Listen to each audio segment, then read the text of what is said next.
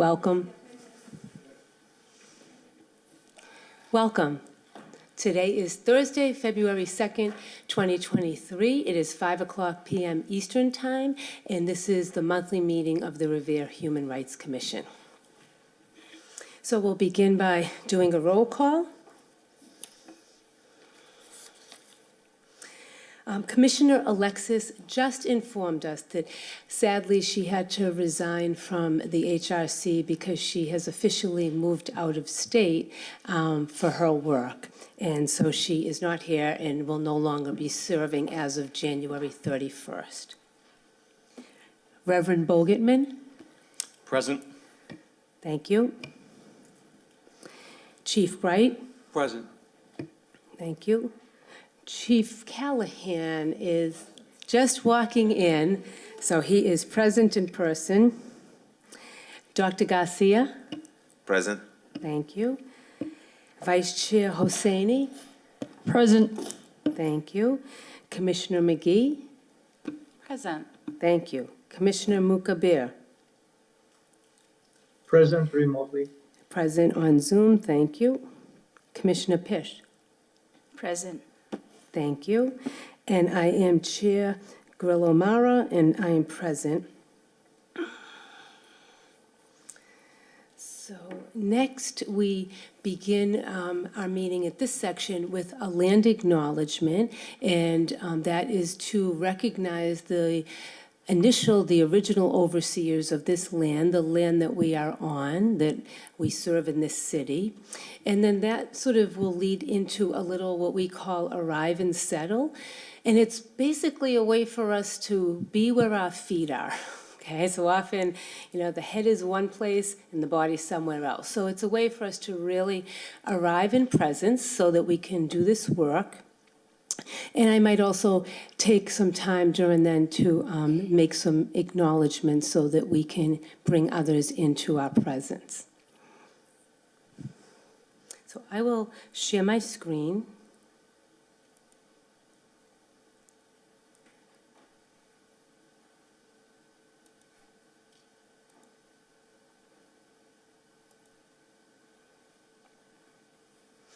And so you are seeing an image of the state of Massachusetts, and the yellowish image is the eastern coast, so that's where Revere is located.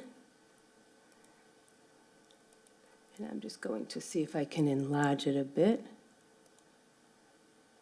No. Okay. We would like to acknowledge the traditional overseers of this land on which this meeting takes place, as well as honor what this land means to the culture and traditions of those who originally occupied this space. In addition, we extend a welcome to any Aboriginal, Native American, and/or First Nation people joining us today. In this next slide is showing that Revere is on the land of the Pawtucket tribe. I'm sorry, it's sort of small. It's, for whatever reason, my controls, oh, here we go. Let's see. Yeah, usually I can enlarge it. I'm sorry about that. But this is the image that shows that we're on the land of the Pawtucket tribe. And so now I ask everyone, whether you're here in person or you're watching the meeting live or a recording, to just take a few moments on your own, and however way it's comfortable for you, to just settle yourself and arrive right here, right now.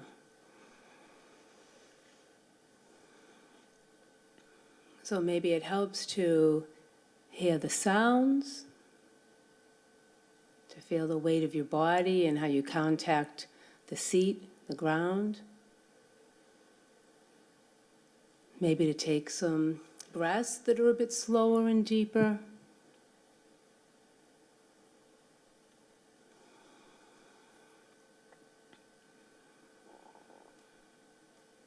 Just here, just now, just this.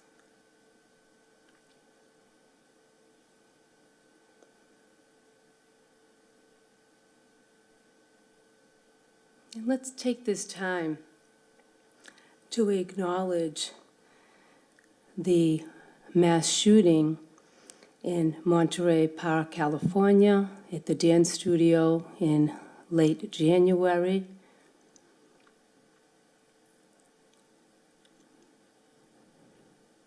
Also, the beating and killing of Tyree Nichols and the perpetuation that Black bodies undergo this kind of violence.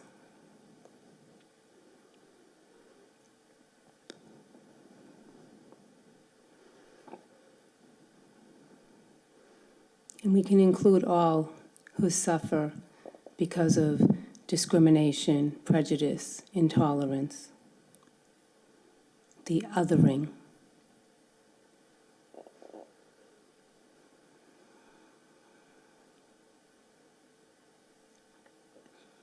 May we remember each other's dignity and worth.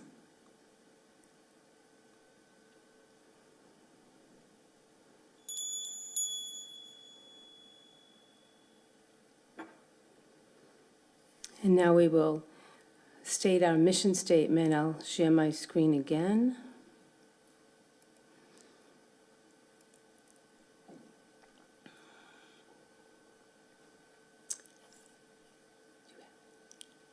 That's okay. We'll just take a moment.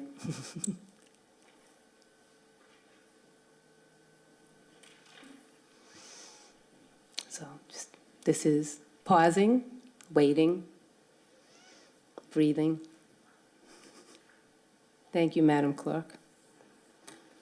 So if you're present, you feel free to unmute yourself. We'll read this together. And if you're on Zoom, we're sorry that you need to stay muted because of the feedback. The mission of the Revere Human Rights Commission is to promote human and civil rights and empower all people of Revere by ensuring that everyone, especially the most vulnerable and marginalized, have equitable opportunities, equal access, and are treated with dignity, respect, fairness, and justice. Thank you.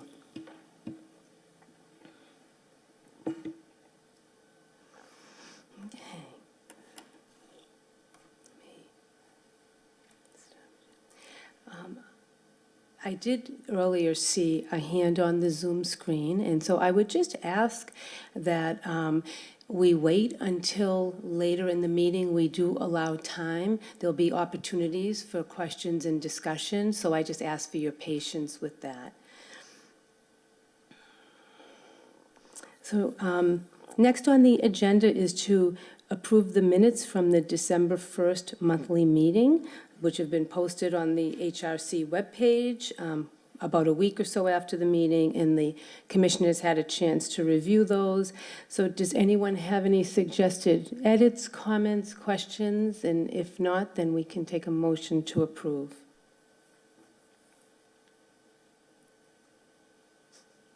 Motion to approve, Madam Chair. Motion to second. Okay. All in favor? Aye. Aye. Aye. Yes, all in favor, thank you. And next, we're excited to announce that the HRC has a new director. And Claudia Correa, who is sitting at the end here, has been in the position of Director of Human Resources for the city for the past year or so. She has done an amazing job in that position. She is now being promoted to the Chief Officer of Talent and Culture, and part of that role is that she is the director of the HRC. Her family is from Revere, and she lived for a bit in East Boston while she served in the city of Boston's administration and did some really valuable work there. So she brings so much experience to us, as well as an intimate knowledge of this community. So we are very happy to have her here, and this was just announced this past week. So I think I speak for all of us here saying, and on Zoom, that we're very happy to have Director Correa, and if you'd like to say a few words. Thank you, Madam Chair. Thanks, everyone. I'm super excited for this opportunity. I can't wait to start doing amazing things, I hope. And I just want to say, like you said, I live in Revere. My family lives in Revere. And definitely we care about Revere and its future. And yes, and I hope to bring the experience I have gained throughout the years by serving as a public employee for the city of Boston and the city of Revere during the last year. So I'm extremely excited about this opportunity, and I look forward to working with everyone here and the residents as well as our stakeholders out in the community. Thank you so much. Would any of the commissioners like to say anything? Other than we're all happy?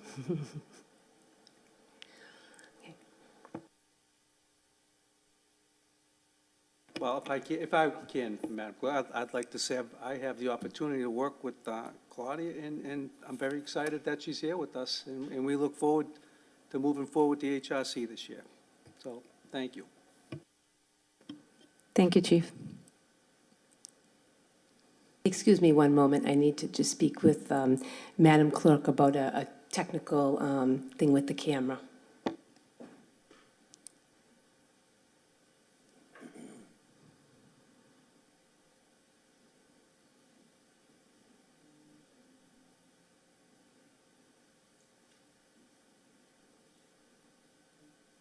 So thank you. We'll now move on to the REMAP presentation.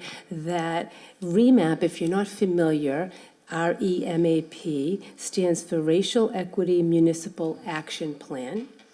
And Director Correa will be able to give you an overview how it's very exciting that Revere is one of the communities involved. And there are many people that have served on this team. Dr. Garcia, I believe, is also one of them. And other employees. And what now we'll do is, since Director Correa, even before she was in this position, has been serving on the REMAP team, she will give us a little sort of brief presentation in overview. So just give me a moment I'll just pull up the PowerPoint.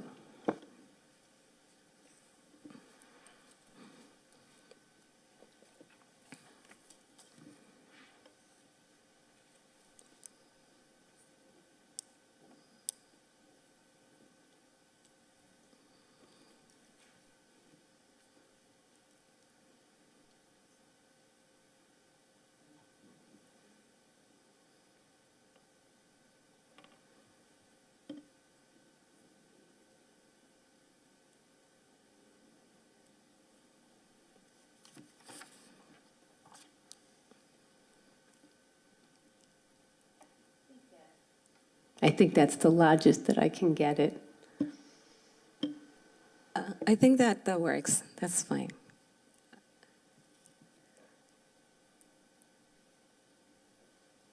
Okay, great. Thank you. All right, thank you, Madam Chair. Good afternoon, everyone.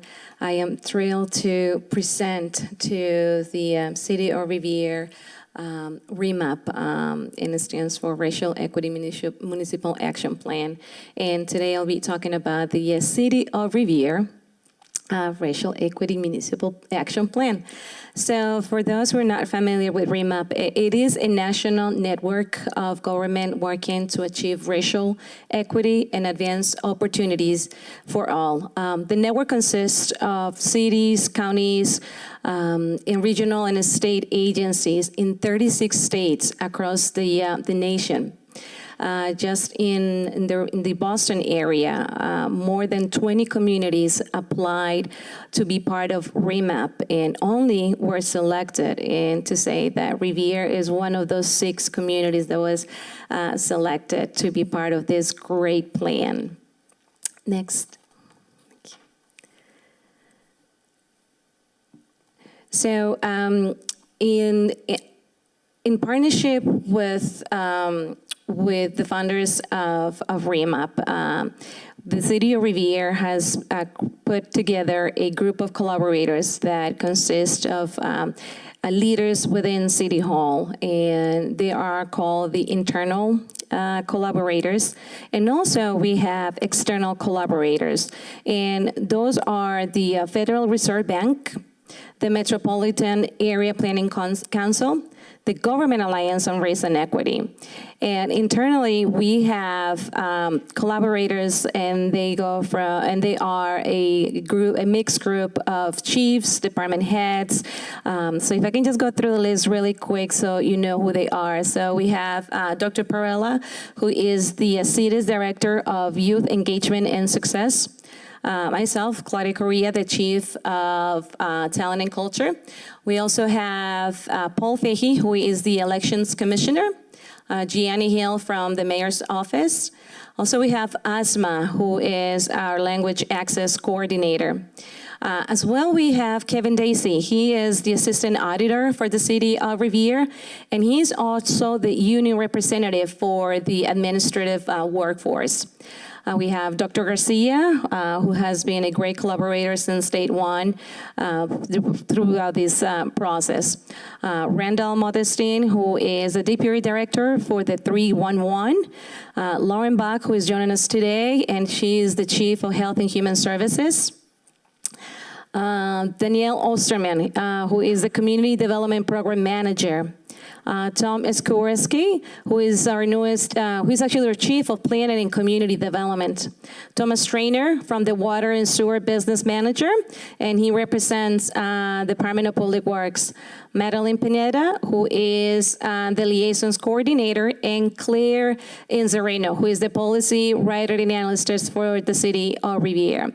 So just to give you a little bit of concept and timeline of this great plan. So this plan has been worked on for the last 2 years. So back in 2020, more than 20 communities in the Boston area applied to receive technical assistance from REMAP, and only 6 communities were selected, one of those being Revere. So we're very excited to be selected as one of those communities to receive the assistance from the folks who represent REMAP.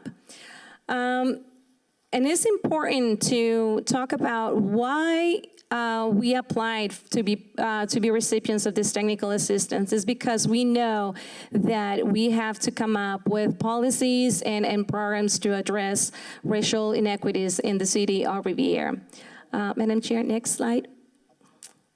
And I just want to acknowledge that not only is Lauren Buck here, but Randall Mondenston is also here with us. Thank you both for being here. Thank you for joining us. So why racial equity? Its values and benefits. Studies have shown that when a workplace has established racial equity policies in place, we can see the following things as benefits. Reduced knowledge gaps in our work, more creativity and innovation, better engagement, better civic engagement amongst its employees and residents, and intercultural learning. Diverse teams produce at a higher rate. Studies have shown that when you have a diverse group of collaborators, there are more values, more ideas, and more productivity when we integrate people from diverse backgrounds. Also, this will help us create a better hiring and retention practices in City Hall.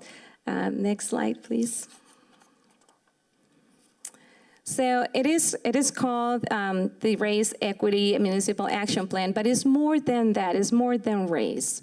With this plan, we'll look to to draft and implement policies to address not just race, like I said, but also we need to be able to talk about gender, sexual orientation, religious affiliations, disability statuses, income, age. And when we say age, is that with these policies we look to serve and work with everyone from very young age to working with our seniors. Next slide, please. Like I said earlier, Revere was selected as one of those communities to receive technical assistance, and there are multiple factors that played in as to why we were selected. And the most or key factor is that Revere showed a commitment to do the work, to say, okay, we would like to get the assistance, and we're committed to creating policies and programs that will help us address racial equity. The second factor that for which REMAP was selected is also because it's a very unique city based on its demographics, and as many are aware of, the demographics in Revere are changing.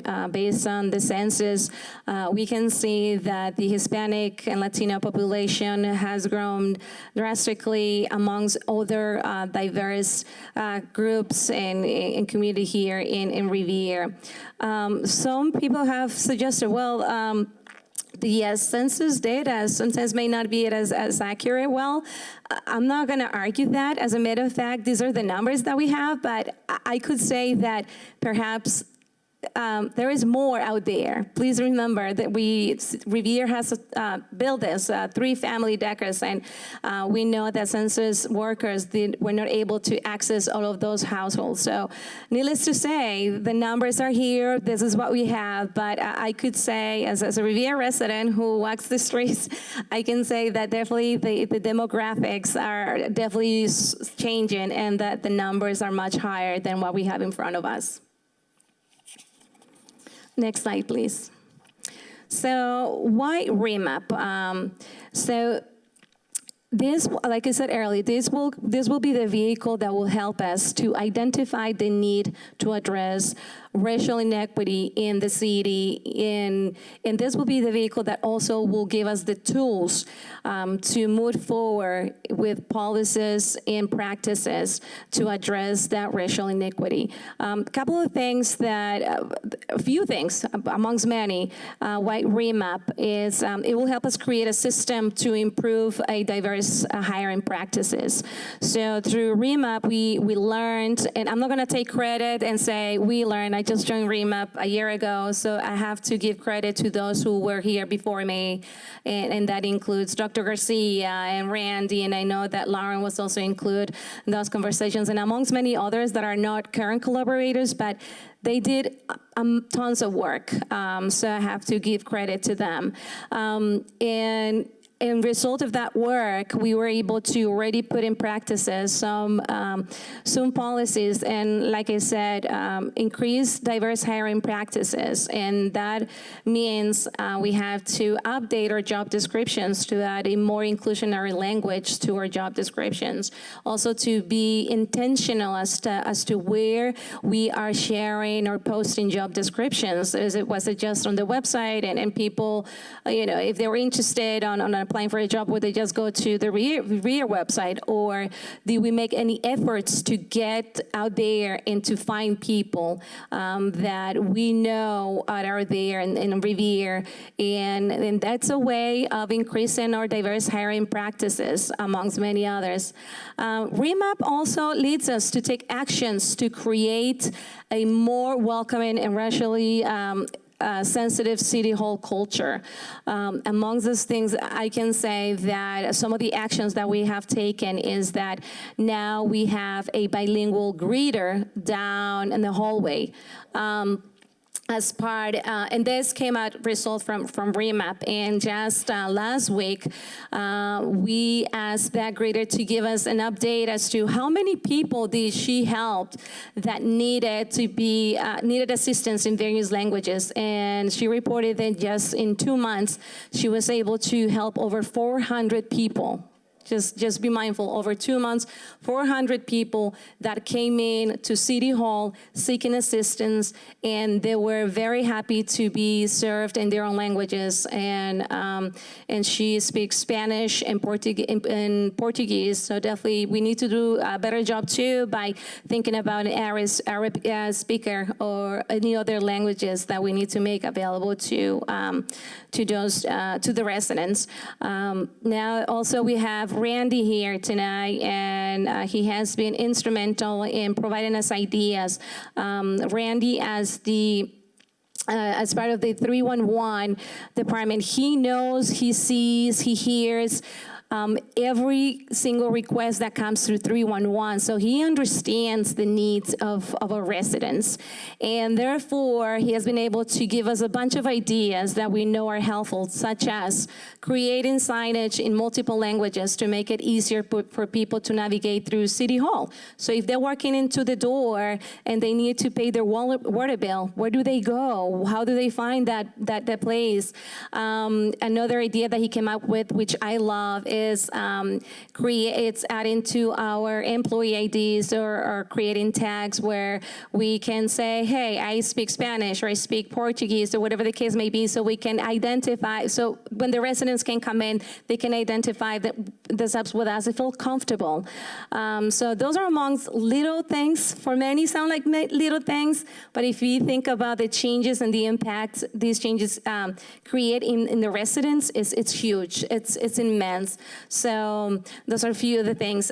Also, REMAP provides us with the necessary tools to engage in important but difficult conversations around racial equity. So last year, we conducted the first employee survey, and the goal was to learn about the employees, learn how they felt about City Hall and the culture around City Hall.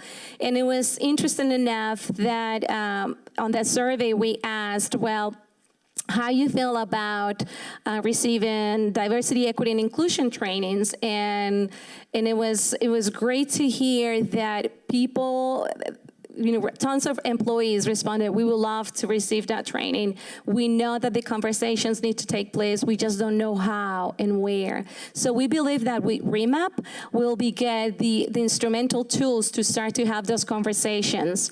So we look forward. I mean, we already started them. Like I said, as you can see, the list of collaborators is huge and is rich. So that means the conversations have already started. So we're very happy to say that's the case. That we still need to do some work, yes, it is true. We need to do a little bit more work. Next slide, please. So what is REMAP's next steps? We just talked about increased diverse hiring. And among that, what we just mentioned previously around job descriptions. And that's intentional, but we have to take a closer look as to how those increased diverse hiring steps look like. So some of those steps are drafting an equitable and inclusive hiring and recruitment policy.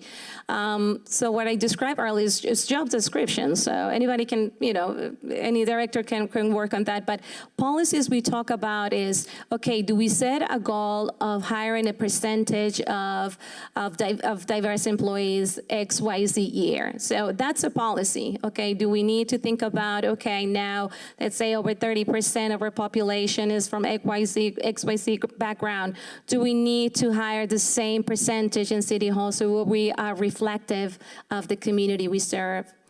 The second aspect is review, simplify, and standardize and update job descriptions. We talked about that briefly. And when we say simplify, is that I'm sure many of you have come across job descriptions that have, no offense to attorneys in the room, but some of them have attorney languages that not everybody understand. So simplify it for the average resident to feel comfortable, to feel that we are talking to them through those job descriptions, to tell them that their skills, knowledge, and experience are extremely helpful and valued if they want to be part of the City Reviews team. Review equal pay practices. I love this one. Like I said, this is my second year with Riviera City Hall, and I'll be looking very much into equal pay for women. So how does that look like? Do people in leadership roles, are women getting paid equal the same amount? Or, it's something that it takes time and work, but it's crucial that we look into that. And the last one, create internship opportunities through stipends and higher pay. Internships are great. Obviously, give, for example, our young adults the opportunity to experience what the professional world looks like. But should we think about compensating them for their time? Absolutely. It's not, I don't think it's even fair to think that, okay, they're getting the experience, fantastic. But we need to understand that young adults are also, they also have to pay bills, either their cell phone or things, whatever the case may be. But we have to be very intentional about really supporting the young professionals that are out there looking for opportunities. Next slide, please. In this work, we have to definitely, we cannot do this work alone. We have to build municipal support. We have to work with partners out in the community and the stakeholders. So we are building municipal support internally. And that means that, like I said, we started conversations with department heads and employees, asking them what is their understanding around racial equity. And it's surprising in a way that not many know how to describe what racial equity or inequities are. So it's about time that we start having those real conversations and in a teaching mode without offending people's own perception around racial equity. We need to start bringing employees to the decision-making table. We have, let's say, chiefs and directors that sit at the table to make decisions, but how about the employees too? They're the ones who are out there day to day talking to residents, and it's important that we take their input and their feedback as when we're making decisions. Ensure diversity is included in each department's budget goals. So that's to say that in about 5 months, 6 months, every department now will be going through a budget process. So we ask that every department start thinking about, for example, the Department of Plan and Economic Development. They're going out there, they're having meetings around development, around economic development and so forth, meetings with small businesses. Can they do this alone? Do they have the funding to translate flyers? Do they have the funding to have translators come to the meeting and so forth? So those are the things that we as a department start thinking about when it comes to budgeting goals, to make sure we are tackling racial inequity in City Hall. The silo departmental budget processes. So this actually covers what we just talked about. Everybody at the table having conversations about what is needed to tackle this important issue. Create a space for regular engagement between city and community leaders. So we understand that, okay, our community leaders, they love to hear about us, they love to hear about employees, and I think it's time we start to make that connection between the employees and the city, and not just through interaction at the counter when they're paying for bills. It's about, coffee hours, it's about having little open houses and bringing residents to show them that we are aware of racial inequity in the city, and therefore we understand that the connection between residents and employees is key to tackle those issues. To turn REMAP into a municipal equity task force. So to say that this should not just be an initial conversation, that this should become a task permanent force. And most importantly, we need to create trackable indicators. We need to measure the success and the implementation of REMAP as we move forward. And lastly, I'm not actually almost done, I'm sorry. Improving City Hall culture. So some of the things that we have done through REMAP is that through union negotiations, we have been able to come up with premium pay for bilingual staff. We're talking about that Local 22 has been able to negotiate with the city to compensate those employees who speak multiple languages. And also, we just had negotiations with our local police department too, where we acknowledged and they asked us, hey, those police officers that speak multiple languages, they should also get a stipend. And people ask, well, why?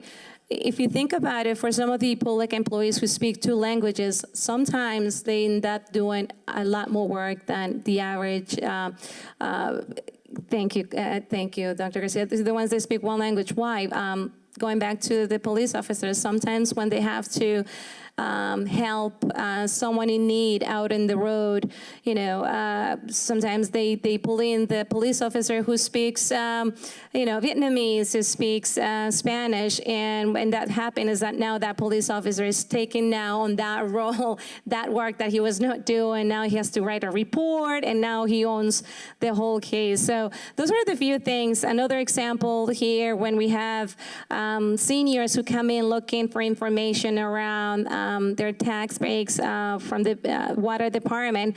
Let's say we have a clerk at the counter, and that person doesn't speak English, just speaks French, for example. We bring in that bilingual employee who now has to take care of its own responsibilities plus translating. So that's why we think that paying premiums or stipends to bilingual employees makes a lot of sense.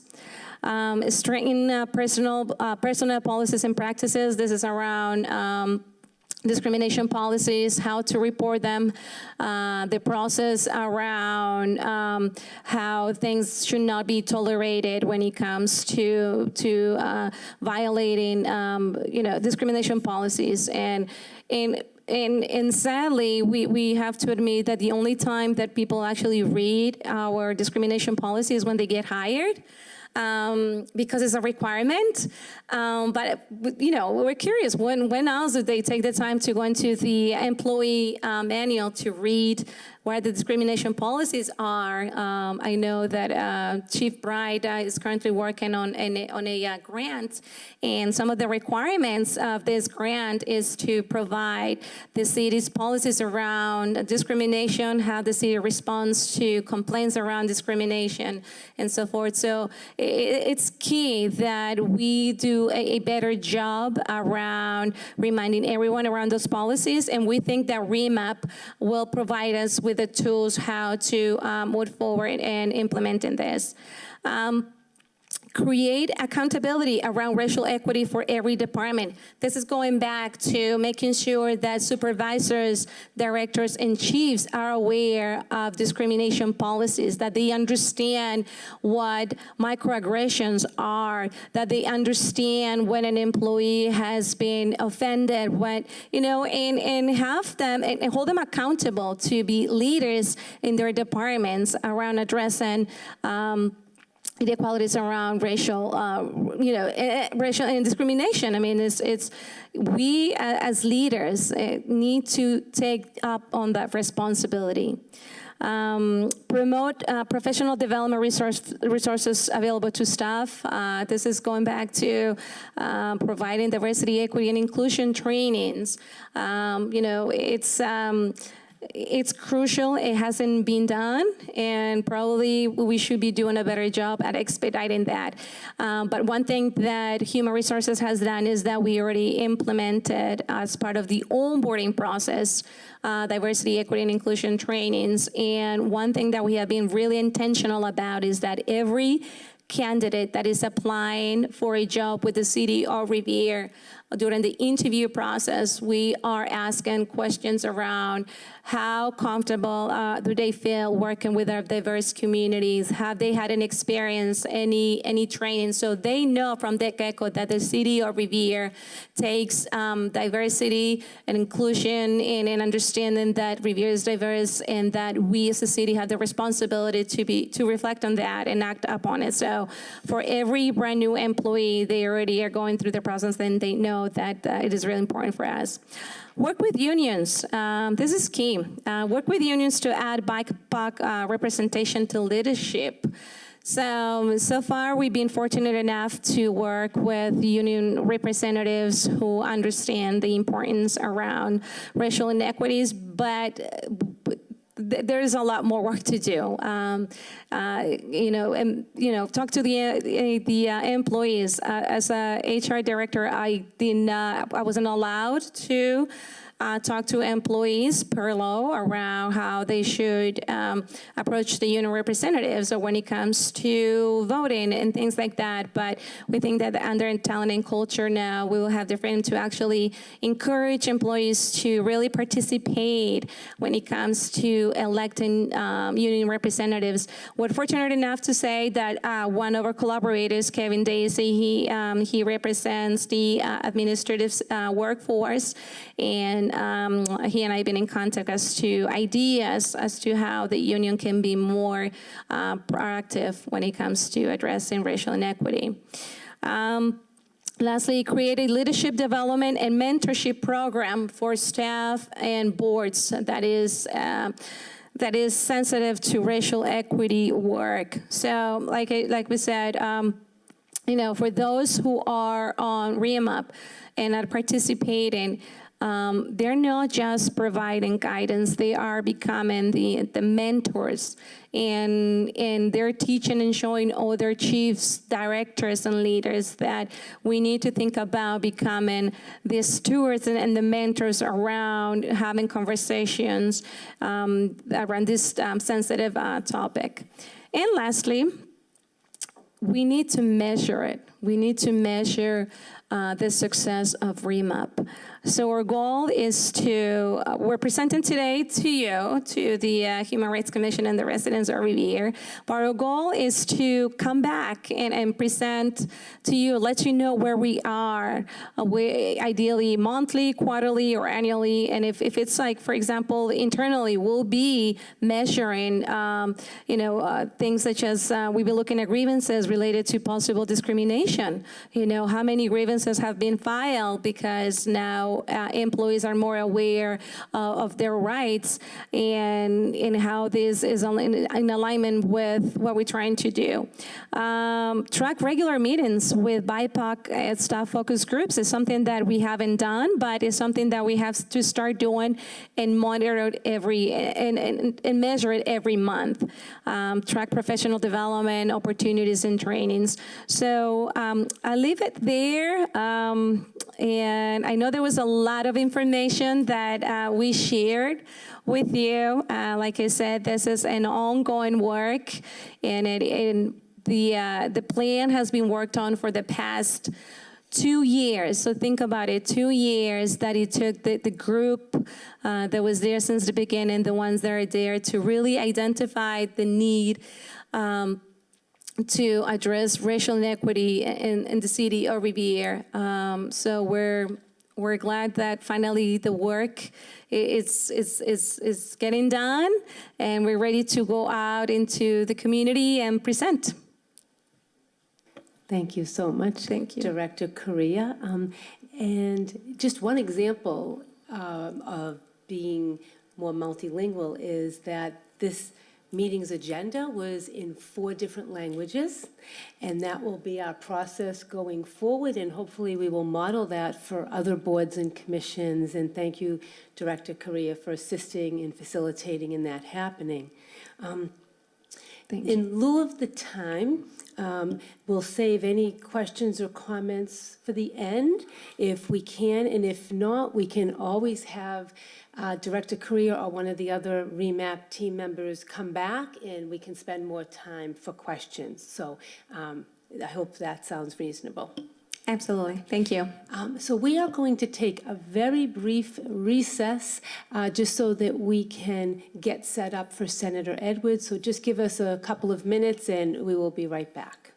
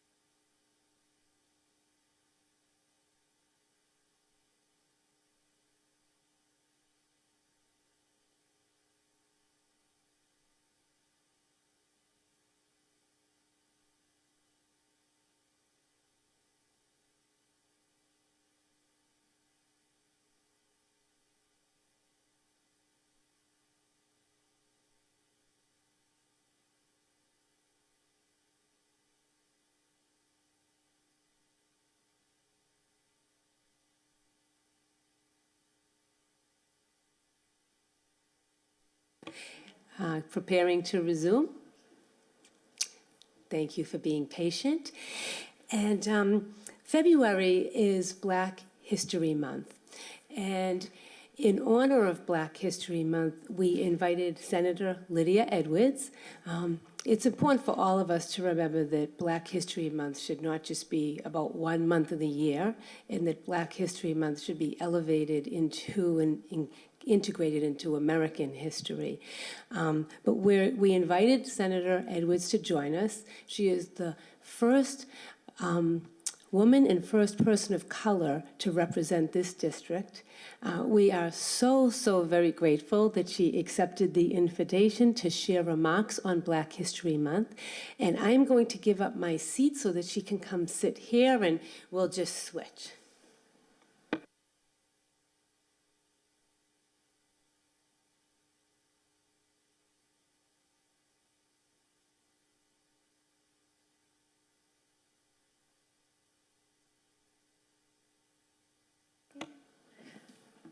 Well, good evening, everyone, and thank you for this opportunity. I must admit I've been somewhat derelict in not coming here before, and I do regret that. I would have loved to have been at some of your other meetings, expressing incredible support and excitement for the hard work that I know you are doing, with the headwinds that I know you have had.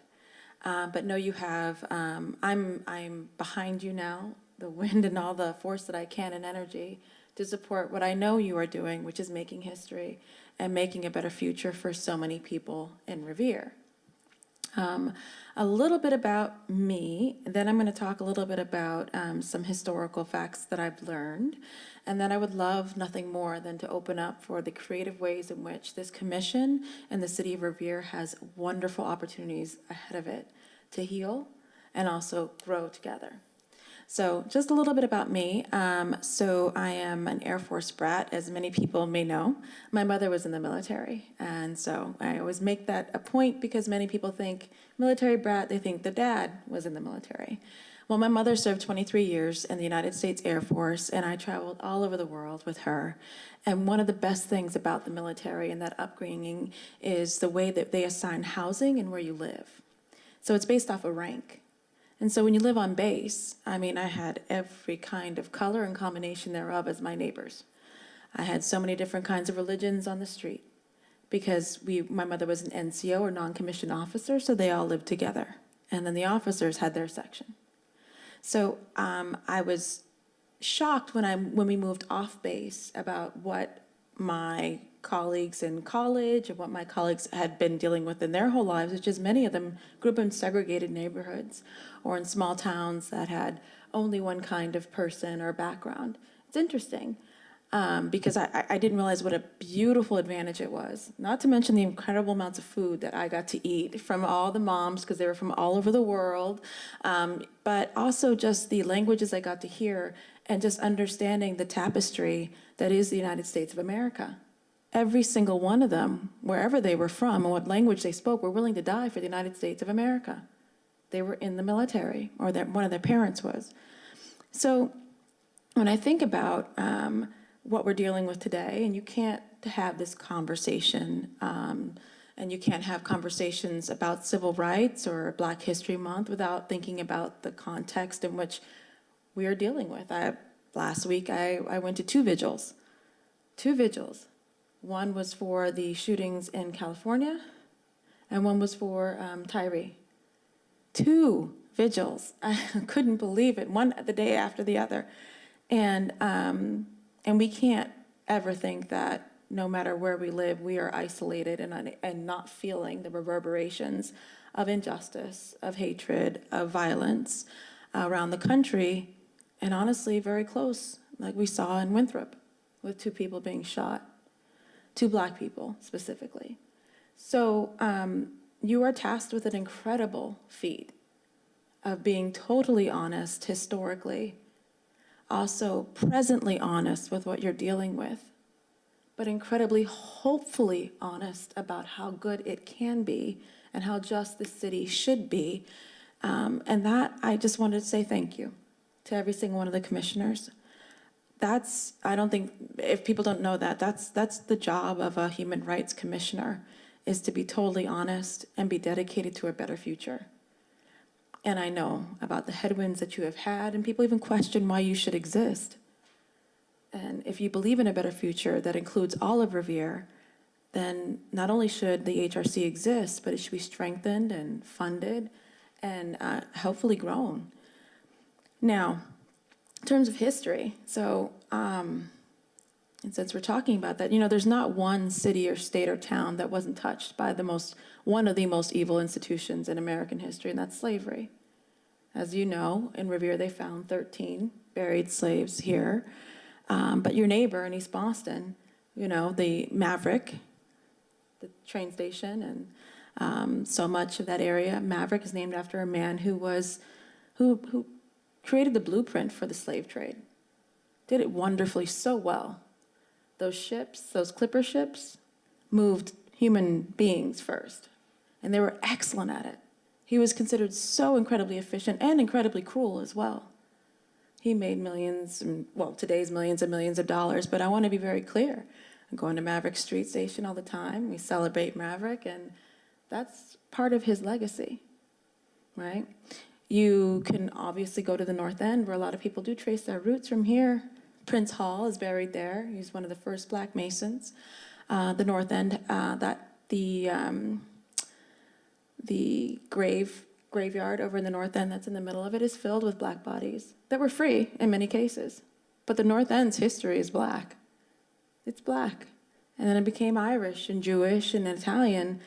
But be very clear, there's a historical context. There's not one aspect. Revere were named after one of the revolutionaries who may not have known, but he certainly was alive about the same time as Crispus Attucks, who died, a Black man who died as part of the revolution. So I say this because it's worth celebrating. It's worth remembering. Because oftentimes when I hear some of my friends and neighbors talk about the good old days and what Revere or some of the neighborhoods look like, in many cases to the exclusion of some people, not everybody, but sometimes it is, unintentionally. Just remember the foundation of many of those neighborhoods, cities, towns, came in all colors, is all I'm saying. And of course, you can go further back to the Native Americans who were here as well. So it's a celebration of how we got here. It's also an acknowledgement of the pain that got us here as well. So I'm going to make some suggestions and thoughts about conversations that I think are based in healing, that you would be excellent at leading and looking at. I looked all over the internet. I couldn't find it. But there is a wonderful mapping project concerning redlining. Now, for those who are watching and for those here, a lot of people don't know what redlining is.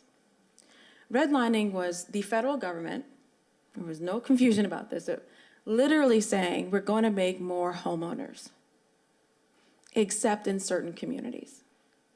So the federal government intentionally said these groups of people in these communities will not get these loans. And as you know, having a home can lead to massive generational wealth and the ability to have stability, and sets up some groups of people to be renters for generations and some to be homeowners. Now, the maps that I have seen did Greater Boston up to East Boston and Chelsea, but it didn't cross into Revere. But it's the federal government made this map, and there are red sections on the city of Boston. We're not loaning here, Mattapan, Roxbury, South End, and there's something about the individuals or groups of families that live there. They're predominantly Black or people of color. So the federal government set this up and did a lot of the segregation. I'm not talking theory, I'm not talking critical, I'm telling you historical facts. So the question I would have, and what would be worth looking at, is a mapping project for Revere. Again, the federal government would have these loan documents. They would be able to show if and when they set Revere up for failure or set Revere up for racial inequalities. Why is it important to know? These are facts that you are inheriting the results of regardless whether you want to see them or not. But if you're truly dedicated to healing, you do so in truth. You do so in truth. So that's one idea. And having that doesn't mean we're punishing anybody. It doesn't mean you create new homeowners. It doesn't mean you're taking away anything. Or, and please, what people unfortunately hear is saying somehow that someone didn't work as hard to become a homeowner, right? Didn't work as hard if they were an immigrant and in one generation or two generations managed to make it here. That's a beautiful story. That's the American dream. I don't begrudge anyone for having that American dream. But I want to acknowledge that the federal government set up some people not to have it. That's the truth. So if we're going to deal with the injury today, you find out the facts that caused it. So that's one project and one idea that you can have. The other idea I have, which is a little, well, I'll tell you, it's working right now. So I will give you the context for how this idea came about, and you feel free to decide if it makes sense to you. You remember 2020. I can never forget that year. And George Floyd. At the time, I was a Boston City Councilor, representing an area that no one ever, again, being the first person of color to represent that area, and that included the North End, Charlestown, and East Boston. And George Floyd happened. Now, I'm born 1980, December, so I'm 42. Depending on whose calendar, I'm either a very old millennial or I'm a very young, I'm a zygote of Gen X. I don't know what they want to call me. So I'm either 2 weeks, I tend to go with Gen X now because, millennials get a bad rap, no offense to your generation, but I'm leaning towards Gen X, but technically I'm 2 weeks, if I had born 2 weeks later, I'd be a millennial. Anyway, so, of my generation, Gen X, the older Gen Xers, who would be 10 years older than me, born in 1970, so on and so forth, were some actually in the 60s too were born. So they were the ones that I met on the streets in Charlestown. And there's a pain point that I had to learn from a different perspective, and that was about school busing. And majority of the people who were talking to me about school busing were white, working class folks who lived in Charlestown. And I thought it was so ironic because in college I read Common Ground. I read about the McGough family. I'm knocking on her door. I read about all these different families and the reactions they had the black families' reaction to school busing, the white families, so on and so forth. That it was 2017 and people were talking about busing still is generational trauma.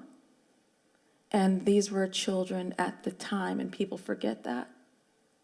When Mary, I won't say her last name out of respect, tells me about how when she was 11 and she came out of her house to see snipers on the high school, the tension these kids were facing and seeing, the fear that they had to have, the confusion that these children had to have. And the children came, these are the white kids. Now the black kids are on the bus with the rocks being thrown at them. So the trauma that is generational was still being felt in 2017. And here I am knocking on the doors in my full self. I never said I was anything but black. And knocking on the doors and asking for their votes. And what I felt was, I felt real sadness for a childhood lost. I felt real mourning for, and real longing to connect with people, and a real sadness that people had characterized all of these people in Charlestown as those people who would never vote for someone like you. That was the full quote I got everywhere I went. You'll do fine in East Boston. You're going to lose the North End. You're going to lose the race in general, but I just want to know how bad you're going to lose, because there's no way those people in Charlestown will vote for you because of what they saw in school busing, because of what they saw in terms of the background. Well, I'll have you know, I won Charlestown in the prelim and in the final. And I didn't just win with the newbies and the yuppies. I won the townies. Because when you meet and talk with people, and this is going to lead to the project we did, when you meet and talk with people and allow them to be honest about what causes them fear, what causes them pain, what keeps them up at night, even if those things are not politically correct, but if you can create a space where someone can say, I am scared to death to walk over in this side of town or to go in the projects because that's just how I was raised. If you can create that, you can create a place for healing. So fast forward 2020, Charlestown's still very segregated. The majority of the people of color live in the housing development, then they're surrounded by the rest of Charlestown. 2020 happens, and there are beautiful children that I have gotten to know from Turn It Around in the housing project. They organize those kids. And the kids called me, because you want to talk about again, what did we just see on TV? Confused, pained, scared. How is this happening? A police officer did this. No one stopped it. Rage, confusion, trauma. We want to march. We want to march down the streets of Charlestown. Now, I'm hearing on the other side, the folks of the different generation, who you can feel it in them. They're like, we're ready. Something big's going to happen. They're getting angry, and people are against the police, and they're holding on to and fighting for with the police and feeling like everyone's unfairly attacking them. But I'm hearing, you're scared too. Why? Because you've seen this city explode as a kid. You've watched this. So they're getting ready for another explosion. These kids are confused as all hell, excuse my language. And I'm the city councilor at the time, which I'm like, well. So I said, I can't let you do that. I can't let you march. One, technically, we were in the middle of COVID. And so I think everybody went a little insane because our normal social outlets, just going to church, you couldn't barely do that, right? So people are going insane. Watch this on repeat, I don't know how many times, this man get killed by someone we're supposed to trust because he's black. It was just boom, boom, boom, boom, boom, boom, boom, boom, boom. So what do? I said, I can't let you. I'm not going to help you get a permit. It's not going to work. And I can tell you it could be met with something we're not ready for. So what do you want? We want to talk to the police. We want to know. And I'm tired. And I was like, I can do that. I can get you that conversation. So they had just finished designing a peace park with rocks for people that they had lost to addiction, to gun violence.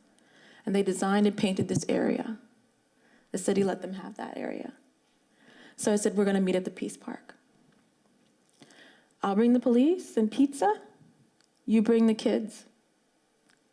And so then we started our first peace talk. And the police came.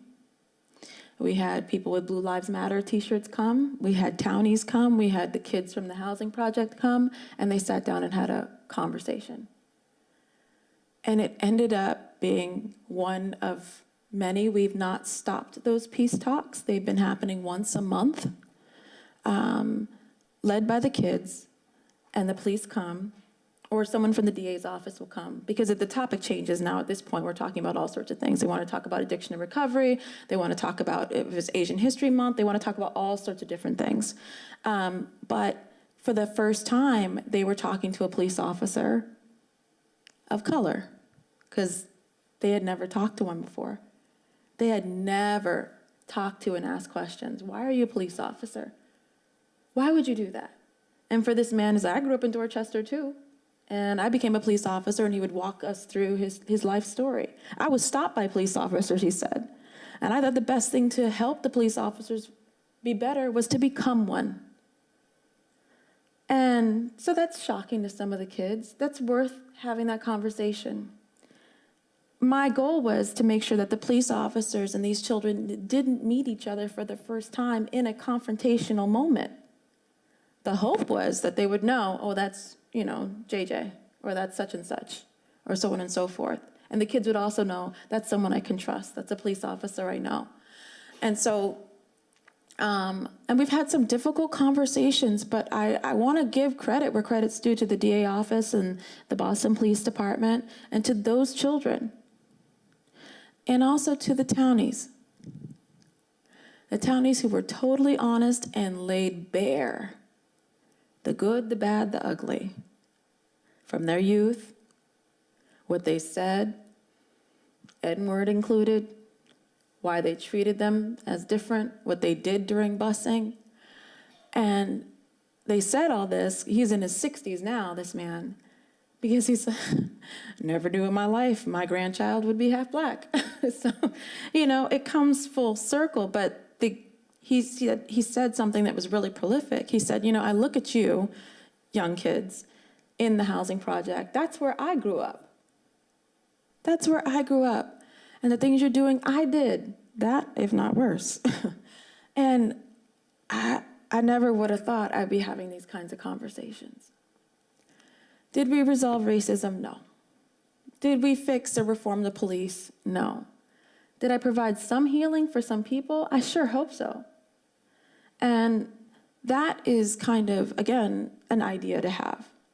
If the youth call for it, or if anybody calls for a conversation about policing, make sure you set up a place where the conversation, not the protest, okay? Not the protest, not the argument, not the back and forth, not the challenging of whose life matters, but what life are you living now? That conversation. It is hard. I mean, it could have blown up so many times. It could have blown up so many times because people were very honest about how they felt.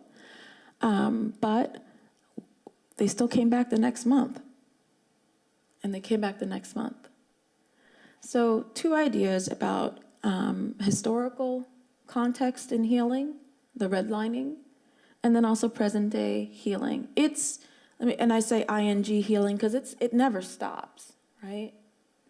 It never stops. You dedicating time and effort to making the neighborhood a better and more inclusive place, there's no end goal. There's no end goal. Well, there shouldn't be, right? I mean, being able to include people and making them feel special and making them feel part of the community and recognizing where the community may have gone wrong or could do better, that's a good thing. It's leadership. So I just wanted to bring those 2 up. And as we are headed further into the month of Black History, I'd like to note I am going to be doing a cooking show, a little levity. I cannot cook. However, I can't cook at all. But in my moment where my grandmother got to just sit my ADD little self down, she gave me some recipes before she died of soul food recipes that I have been able to use. Literally, if I ever cook for you, you're gonna get the same thing every time because it works every time. And it's my grandmother's mac and cheese, which I'm going to make on Revere TV. And so feel free to drop by. And I'm going to see if Jess will help me. And then Jess, hopefully she'll invite me in October for maybe for Italian Heritage Month. Maybe she can teach me how to cook something very simple on TV. But the goal, again, is to show some part of me that I love, soul food, and just to talk about that. It is. The history of soul food is deep and beautiful, but more importantly, it was considered the scraps and the worst parts. And every culture has soul food. But it was for poor people, it was considered of the low, it was considered something that nobody needed or wanted to, in the fact that in many cases it was a woman, a matriarch, made something out of nothing that nourished your soul and your heart and made you feel wonderful. I mean, you can look anywhere, if it's rice and beans, feijoada, which is in Brazil, it was parts of the pig that no one wanted, you'd make this kind of soup. You would do so many different things. Someone told me recently that what does they call it? Where you put mozzarella, a little bit of tomato, and some, what is it? basil or something like that. Like, that was actually poor people food. It wasn't like really something also beautiful and organic and whatnot. It was, now we hold it that way, and you charge good money for that. But like, you have to think about soul food and what that means. And so just to bring a little levity and excitement, you can watch me make a fool of myself as I try to make something good to eat, but also acknowledge my grandmother and also Black History Month. So those are my long-winded remarks. I'm so grateful that you had me here. And again, feel free to call again. Open it up to any questions if you have any. And thank you. Thank you so much, Senator. That was awesome. And yes, if any of the commissioners would like to ask questions or make comments, please unmute yourself and go ahead. You have the time to have a little conversation. Thank you. I'll go. Thank you so much, Senator Edwards, and all the support you have been giving to the community here in Revere and also other community as well. And I greatly appreciate you sharing the history of redlining, because it has tremendous impacts on Black community. Thank you. Thank you. And I can't wait to see your recipe. Oh, yeah. To give my grandmother proud. Thank you. Senator, in terms of the redlining, would you recommend the house we live in as something, the PBS series? And that, I found that really, really helpful to understand about redlining, the GI Bill, just all that came about. Would that be something that, because we've talked about as a group, different resources and ways that we can maybe host events. Is that what you're referring to, or were you referring to some other idea? Well, I think it's wonderful to set the context and have that available, but I think it's really important that Revere does the map itself. I mean, you can go find the resources from the federal government and find out if it happened here at all.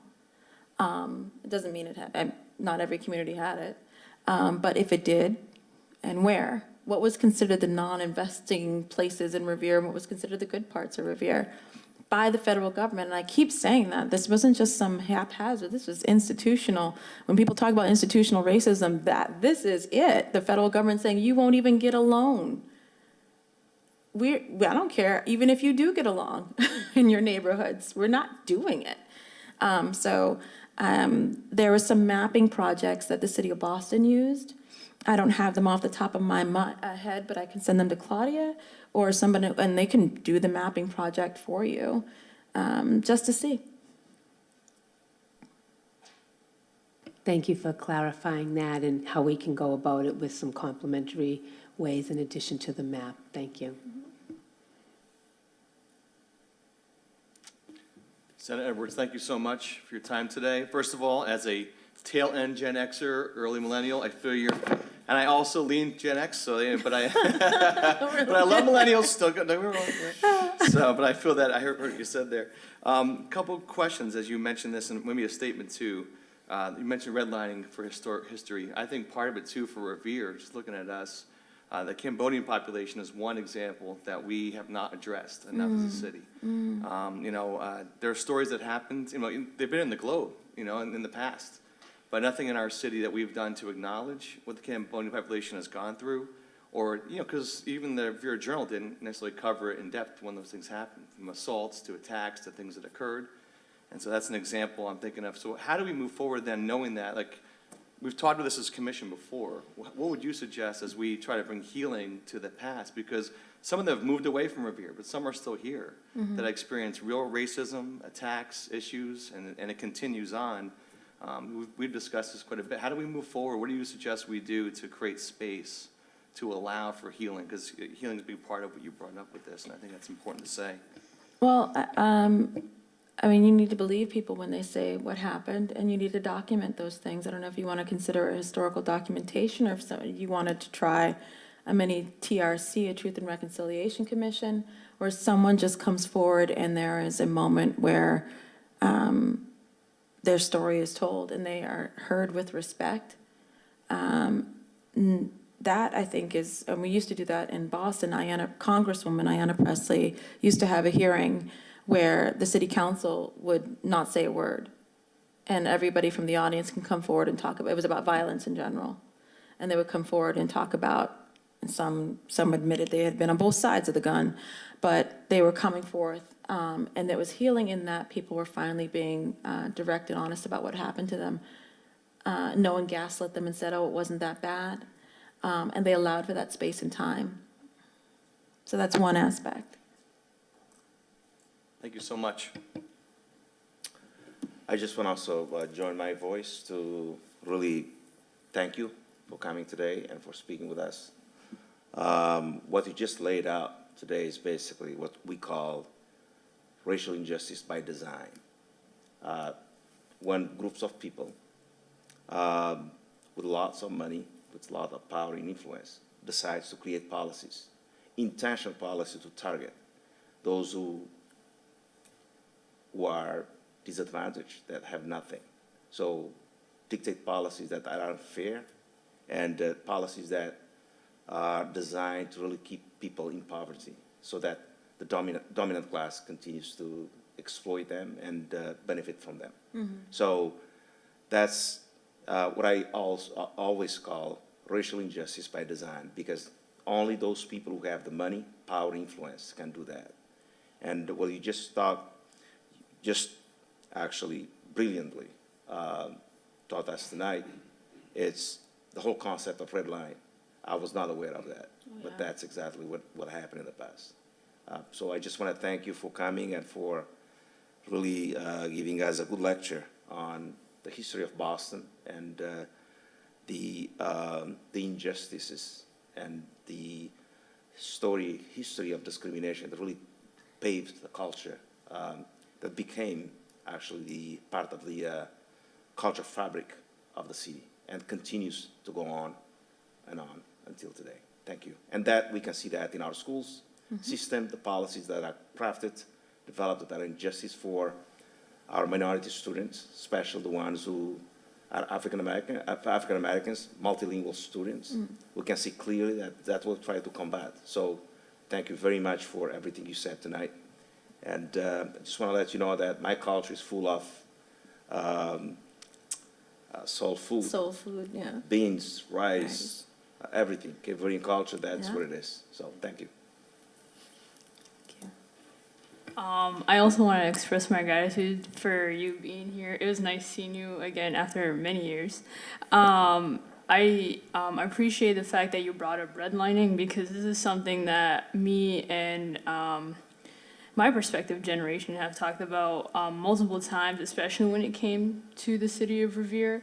I would be very much surprised if we didn't have a history of redlining in Revere, only because even when you look at the voting districts within the city of Revere, you could see where some separation is happening. A clear example that I can think of off the top of my head is just West and East Revere in respect to the national highway that goes between like Shirley Avenue and then the rest of Revere, and that's like a big one that I'd like to mention, only because where I live, which is Shirley Avenue, that is where all the gentrification is happening, and at the same time, and I don't think it's coincidental at all, is where a large concentration of people of color are living as well, and even like. Just like your story with the people in Charleston, before I moved to Shirley Avenue, everyone told me don't go near Shirley Avenue because that's dangerous. And now that I live there, I'm like, there's obviously nothing big going on, but maybe during at the time, I don't know. I don't know the history of Shirley Avenue to that extent, but I do know the people who have lived in there for a long time. They've expressed of how much they felt segregated from the city. So I'm glad that you read up redlining, and I definitely think that, because even though it is considered illegal now, it is very much working systemically. So thank you for bringing that up. I think I got so caught up in talking about this, I forgot what my other point was. But when we're having these conversations with the other people in our city, for example, the townies of Revere, that don't classify under the people of color, how can we make sure that when they're speaking about their issues, that they don't think, I guess like, I'm like trying to put it into words. Well, I think the issue that I've seen so many times with the people who are very much against the commission, they think their issues are a lot more important than others. There's like this hierarchy of like, my issue is worse than yours.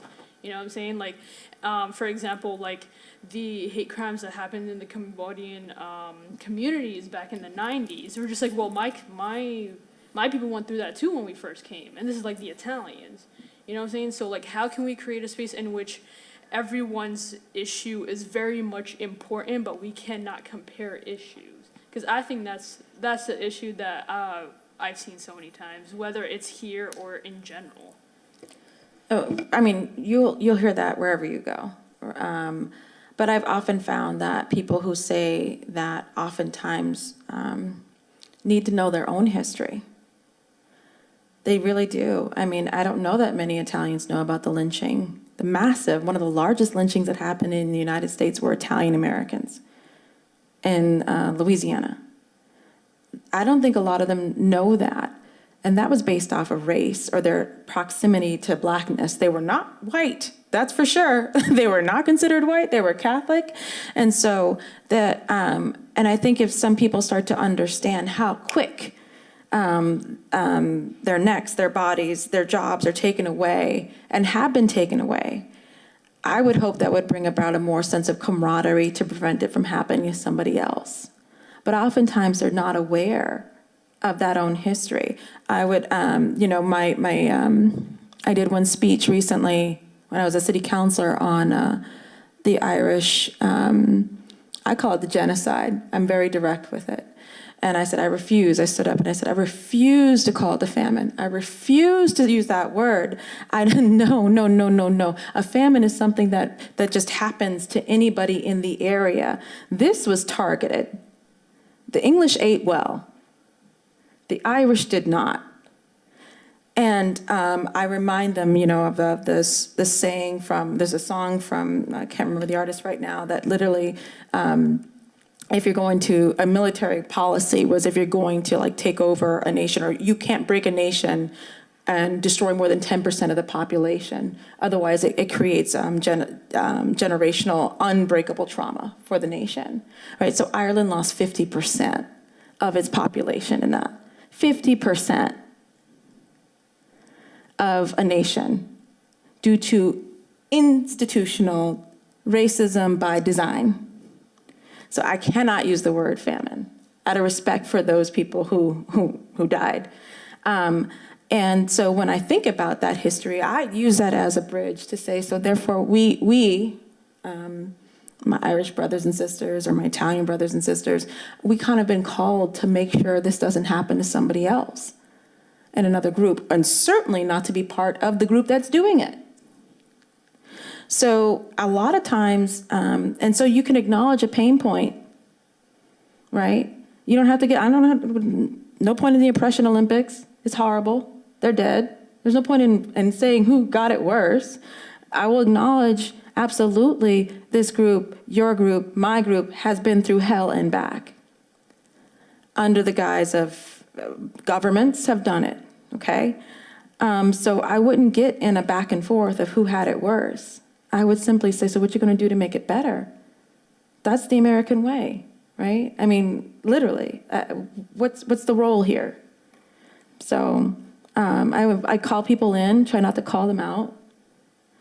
And this is me as a politician, right? And I have a different, back and forth with individuals than somebody else, random. And I also feel a little different when I'm trying to talk in ways about race than same as the average person does, because I have, they're still, whether they want to admit it or not, they're still my constituent. I still work for them. They still pay my salary. So there's a certain level of collegiality, or at least bridge building, that I feel that I am tasked with doing. That's the responsibility of being elected. Not everyone has that same responsibility. And not everyone has to carry that burden. And if you can't, for your own self-protection, because the toxicity is so much, it's okay to say, I'm not going to engage. You don't have to engage in toxic conversations. Senator Edwards, to follow that that conversation, I have a question. So I see that racism is a construct, right? And even those we don't have white people here, there's still racism because it's already constructed in the fabric of our society. So when we're talking about racial injustice, when we talk, like, how do we be honest with our history, with our story, and then name it that racism exists and call it racism, racist, right? So it's hard to have those conversations when you name it as racism. And most of the time, folk will feel more comfortable when we're talking about, okay, equity and inclusion and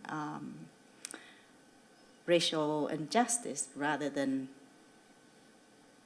using the word racism.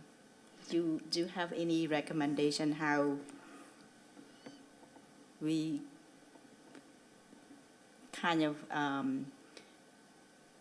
invite that conversation, that it's not so offensive or defensive?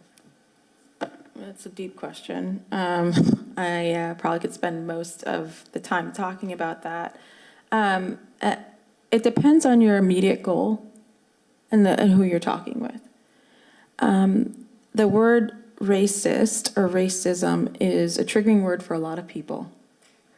It makes people become defensive. I'm not that.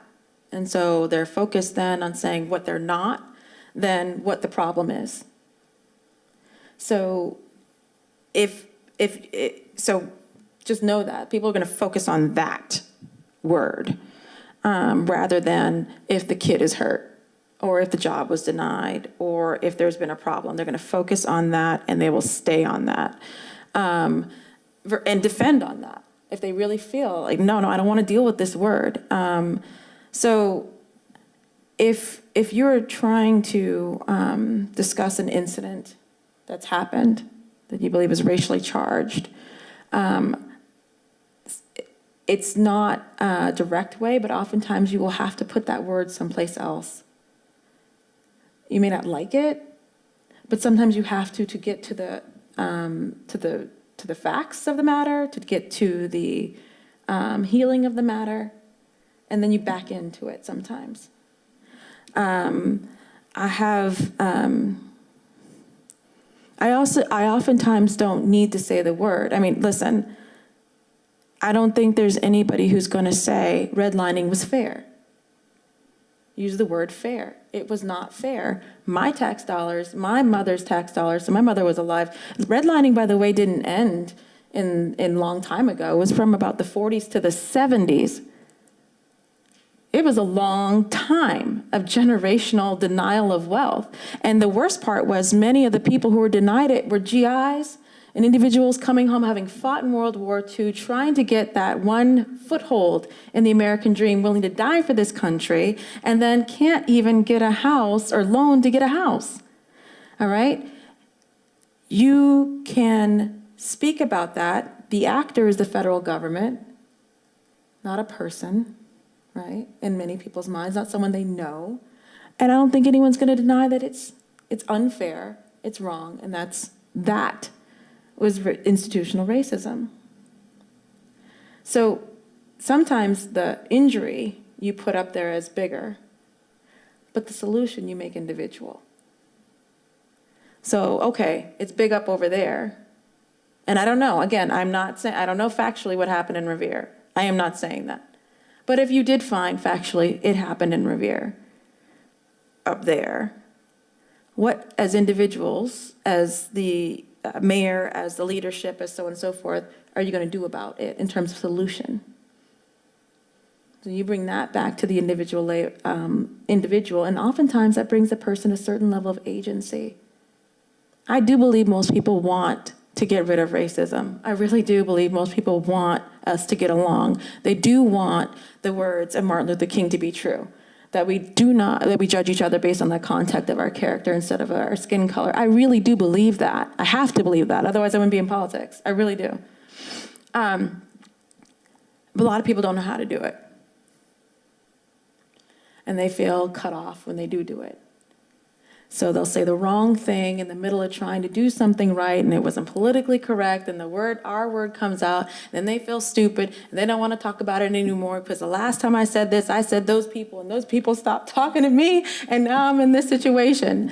I have friends who are for the Gen Xers and more the Archie Bunkers of the neighborhood, who vote for me, who we don't agree on anything, but they love the fact that my mother was in the military.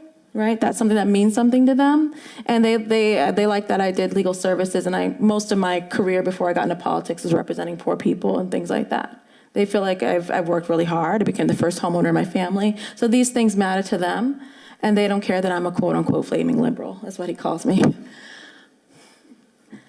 He is the person I want to call in,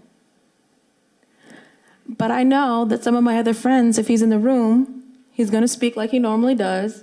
And they're going to blow up. Their heads are going to explode. He's going to offend them. And now I'm stuck, right? But I can assure you, if I broke down redlining to him, he'd be like, that's disgusting. He doesn't altogether care for the federal government anyway, so it'd be one more reason for him to hate the government. But it would also be, okay, so don't you think then, if that's the truth, and they did this for 40 years, that local governments could do something, first home buyer program, something, to help undo some of this harm in those particular neighborhoods that were redlined, where there's usually a huge concentration of renters for that reason. People own, but they don't live there. Do you think that that would be something to look at? And oftentimes they're like, okay, yeah, with that context. Now, the people who obviously were like, whatever, it was in the past, get over it. That's just not my job. That's just literally not my job as a senator. I mean, that would be the easiest job in the world. That was in the past, get over it. On anything. If I wish that could be my response, COVID, that was in the past, get over it. This is in the past, get over it. That's the laziest response ever. And I don't believe you get elected to just say, it was behind me. I'm dealing with it right now. That shooting, it was in the past, get over it. Right? Your union didn't protect you, and now you're out without any retirement. Yeah, well, it was in the past. Get over it. I mean, literally, that's how that sounds to a lot of people when they're trying to deal with discrimination. When someone says that to them, I was in the past. Get over it. Would you get over something that particularly hurt you, and just because it was old? No, I haven't addressed it. So. It is hard to do. I recommend there are a lot of DEI professionals if you wanted to start those conversations that are youth-led. And you would be surprised how much love and hope children have. You would be surprised how much they want nothing more than this world to be the beautiful world that it could be. And so, again, I have to be an eternal optimist.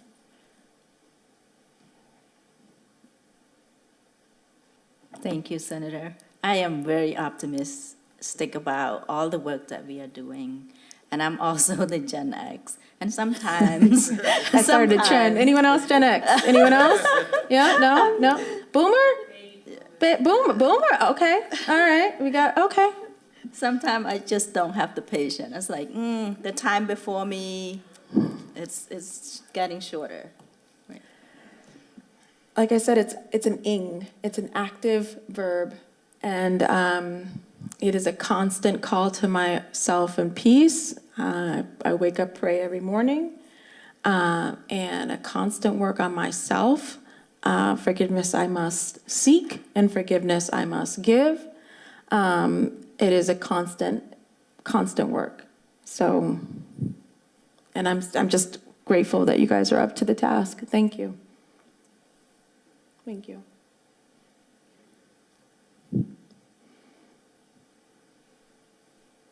Thank you so much, Senator. That was really enriching and inspiring and very powerful. We are so grateful that you came to speak, not only to us, but for those who we can share this recording with, and they can see it if they could not be here or watch it live. Thank you so much. Thank you. Thank you again, and be sure to invite me as other conversations unfold. Thank you.